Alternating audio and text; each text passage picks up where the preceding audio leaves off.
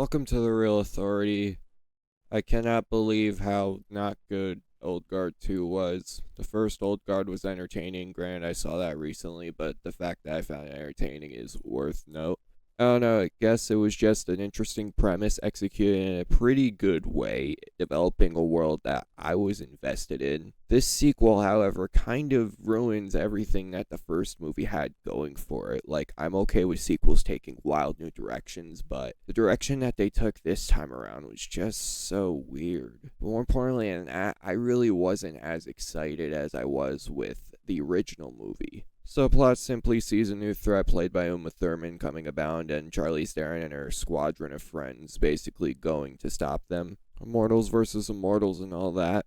I guess starting with the positives, the acting's good. Charlize Theron continues to prove why she was perfectly cast as Andy. She is a charismatic lead, and she plays a very charismatic character, but also shows hints of what made her character so compelling in the first one, which I can always appreciate. There's some action in here that was really, I guess, entertaining. Unfortunately, it's not on the same level as the first one, but we're in the positives here. So I gotta give credit to some stylish action here and there. Plus, at multiple intervals, not a lot. They include many interesting and inventive shots. Plus, there were a lot of moments, in spite of the screenplay, that did have me emotionally invested. They're outliers in a movie that, I'll get to that in a minute. Also, although they didn't bring back the director of the first one, Victoria Mahoney's directing was solid to say the least. Okay, yeah, let's just get into the flaws. For starters, it's boring, despite having a literal shorter runtime than the original. Like, not by much, but in terms of this movie, the 1 hour and 48-minute runtime really does not have that much engagement. That could have to do with the drought of action, because the first movie was revolving around the action, as well as the interesting concept of being immortals and being able to heal wounds. Unfortunately, this time around they have less emphasis on the two most interesting things the first movie had going for it, which is a huge detriment. They focus more on the story, but in terms of where it goes, it's nothing special, especially considering the fact that we're dealing with a world where there are immortals that can heal, and this movie really does not do anything about it aside from set up Uma Thurman as the villain. A very underwhelming antagonist, to say the least. I was really surprised with how Thurman got nothing to do.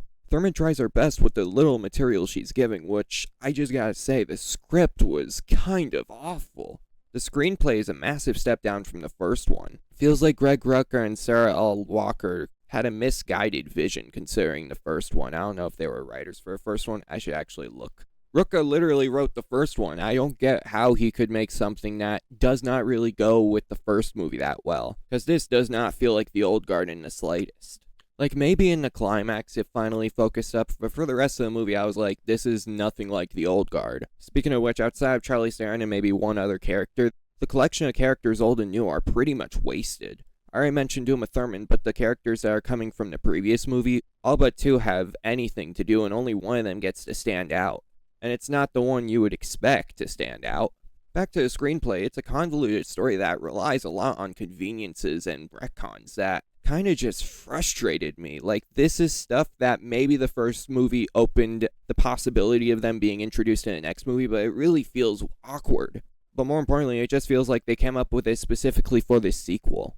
It's annoying and absolutely indicative of how rushed it all feels, despite it taking 5 years to come out. Which, speaking of which, the ending kind of is indicative of how rushed this sequel feels. I'm not gonna say anything because of spoilers, but I feel like because of the rest of the movie being the rest of the movie, the ending's just gonna fall flat. I'm sorry, this was not good. I don't know, let's see if they make any other projects in this universe. Other than that, yeah, no, I'm not even gonna sugarcoat. The Real Authority just rejects 4 out of 10. I was not impressed by this movie. Maybe those who can accept a mindless action movie will find stuff out of it, but other than that, this was a massive letdown considering how surprisingly good the first Old Guard is. A very disappointing film. I don't know if you agree, but let me know if you do in the comments. If you like this video, make sure to leave a like, subscribe to the channel, turn on post notifications. If you're curious, I guess you could watch it on Netflix, but I use a rejection rating to indicate that I don't like a film. Really didn't like it, but whatever. What are you gonna do? It's an opinion. It's life. Happy 4th of July again, I guess. Peace.